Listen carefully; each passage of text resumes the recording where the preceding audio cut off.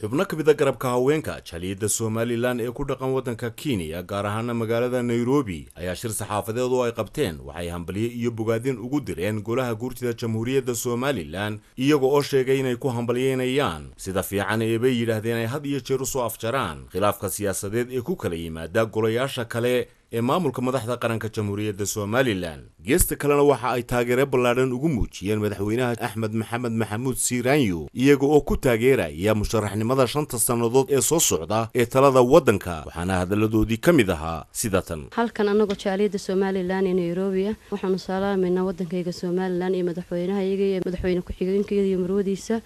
salaanka bacdi waxaanu hambalyeynaa maanta halkan isugu nimaadnay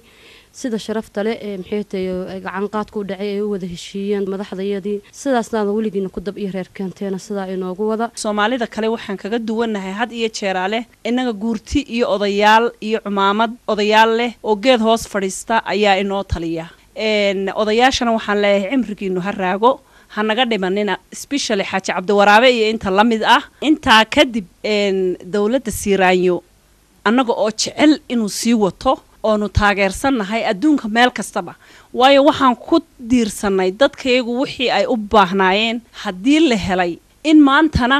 bal indhaha lagu eego wixii kale ee bulshooyinka u baahan yihiin adeega ah sida biyaha oo kale horta anigu waxaan ahay Kenyan Somaliland laakiin waxaan taageersanahay wadani waxa weeyaan xusbi kamid ah xusbiyaasha Somaliland laakiin kulmiyana waxa weeyaan qoladii haysatay xukuumadda Somaliland waxaan leeyahay kulmiyo the example fiican bal idinka raba waxaan hambalyeynaa guurtida iyo qoladii heshiiska sameysay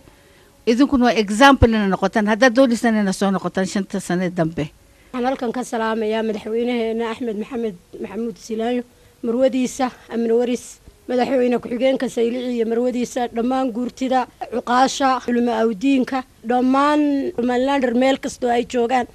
waxaan ku bogaadinayaa inay caamahan nabadda ilaaliyaan gaar ahaan Sool iyo Sanaag